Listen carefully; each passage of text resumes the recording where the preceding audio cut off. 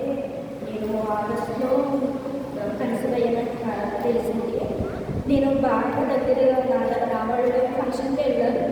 వెళ్తేనే అక్కడ మగ పిల్లల్ని కన్న వాళ్ళందరూ ఒక బంతిలో కూర్చోవడం, వాళ్ళు అనుకుంటున్నారు అందులో ఒక పెద్దవాళ్ళు అన్నది. నేను భోజనం కూర్చున్నప్పుడు మనం ఎవరికి ఏ న్యాయం చేయలేదమ్మా, అందుకనే తొలిచింది మనకు అందరూ మగ పిల్లలే పుట్టారు అని నా అత్తగారి వాళ్ళ వైపు బంధువు ఒక ఆవిడ పెద్దవాడు అనడంతో నాకు ఆడపిల్లలంటే చాలా ఇష్టం. మా అక్కగారు మా పెద్దమ్మ వాళ్ళు నేను చాలా రిలేటివ్గా దగ్గరగా ఉంటాం. ఏదున్నా ఏది లేకపోయినా ప్రతిదీ కూడా చిన్నదైనా మా అక్కతో షేర్ చేసుకుంటాను. మా తమ్ముడు అలా ఉండడం కాదు, కానీ నేను బాధపడేదాన్ని. అంటే నా కూతురు కూడా చెల్లెలు ఎవరైనా ఉంటే కష్ట సమయంలో తోడుండదు కదా, ప్రతిదీ నేను మా తమ్ముడికి అయితే చెప్పుకోలేను కదా. అలాగా నా కూతురు అయితే అలా ఉండాలని నేను పాపలిద్దరికి ఒకే తోడేయాలని ఒకే కిట్స్ పెట్టాలని అలా చాలా ఆశపడ్డాను. కానీ ఇది ఎప్పుడైతే ఇలా ఉన్నారో నేను అలాగే అక్కడి నుంచి వచ్చేసాను. నా భర్త ఒకే బాధపడ్డాను. అంటే నేను ఎవరికైనా అన్యాయం చేశానా, కాబట్టి నా దేవుడు మొక్కలని కదా ఎందుకు ఇలా కంటారని నేను చాలా ఏడ్చాను. ఒకటే ప్రార్థన చేస్తున్నా, ఇప్పుడు నేను కలిసిపోయాను ప్రభువా, నీ చిత్తమైతే మగబిడ్డని నాకు ఆశపడినట్లు కాదు, కానీ నిన్ను నేను ఎవరికి ఏ అన్యాయం చేయలేదు కాబట్టి నేను ఒక మగబిడ్డను పొందుకున్నానన్న సంతృప్తి నాకు ఉంటుంది.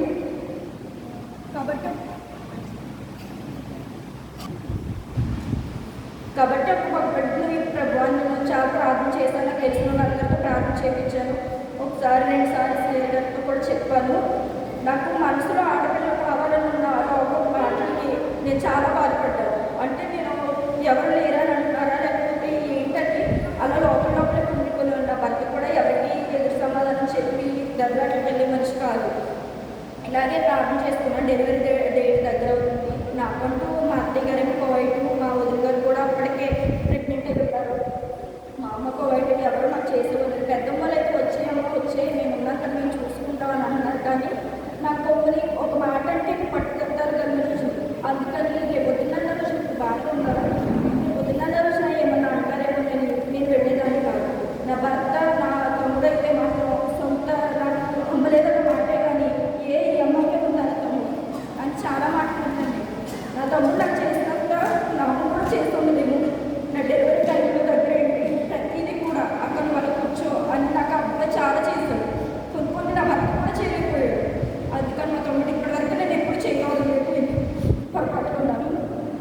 అయితే డెలివరీ డేట్ దగ్గర పడుతుంది. ఇంక పలానా చెప్పలేదు. మేము చెకప్కి వెళ్ళాం 15 అనుకుంటా, 8th అన్నాము. డాక్టర్ గారు స్కానింగ్ చేస్తా నీకు ఎవరు కావాలమ్మా అని అడిగితేనే నాకైతే ఆడపిల్లనే ఉందండి. అంటే ఎందుకమ్మా ఫస్ట్ కూడా ఆడపిల్ల కదా అంటేనే నాకు ఇష్టమండి ఆడపిల్లలు అంటేని. అంటే అనుకున్నట్టు అవదులేమ్మా అని చెప్పారు. నేను సంతోషపడ్డాను. అంటే బయటకు వచ్చి ఆయన పట్టుకుని ఏడ్చాను. అంటే దేవుడు నాకు మొదటిస్తున్నాడేమోనని.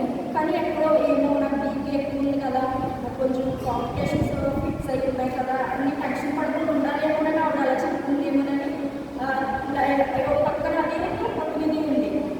టెన్షన్ పెరిగిపోతుంది. డెలివరీ డేట్ దగ్గర పడ్డది. 15th నాకు డెలివరీ డేట్ ఇచ్చేస్తారు, నువ్వు జాయిన్ అయిపోమ్మా అని చెప్పేసి. అంటే యాక్చువల్గా ఈరోజు మా చిన్న పెద్దమ్మ గారి బర్త్డే 18th వరకు ఉంచుకుంటాను మేడం గారండి. ఆ రోజున మా పెద్దమ్మ గారి బర్త్డే అంటే నాకు మా అమ్మల ముగ్గురు ఎంతో, మా అమ్మ ఎంతో, మా ముగ్గురు పెద్దమ్మలు అంతే అని చెప్పేసి మమ్మల్ని పెంచారండి అని చెప్పి రిక్వెస్ట్ చేస్తే సరే అమ్మ తర్వాత మీ ఇష్టం, బేబీ లోపల వెయిట్ పెరిగిపోతుంది, తర్వాత లోపల స్టిచ్చెస్ ఏమన్నా ఉండిపోతే కనుక మాకేం కాదు, ఎప్పుడు ఎనీ టైం పెయిన్స్ వచ్చిన బెడ్రూమ్ ఎక్కడ చెప్పారు.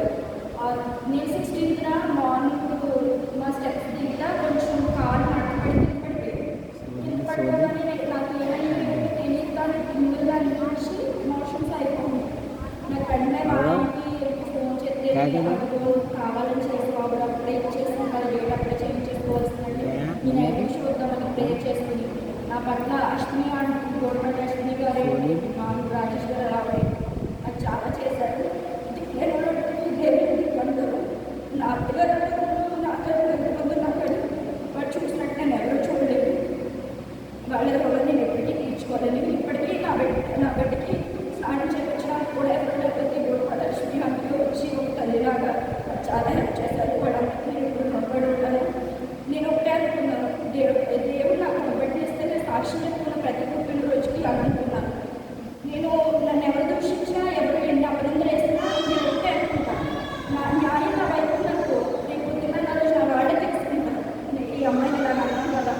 ఈ అమ్మాయి యొక్క జ్ఞానం కాబట్టి ఆ అమ్మాయి చెప్పిందని చెప్పేసి అనుకుంటారనుకున్నాను. నా భర్త కూడా చాలా వరకు మారారు. స్టార్టింగ్లో ఏమి తెలియకుండా మెచ్యూరిటీ లేకుండా చాలా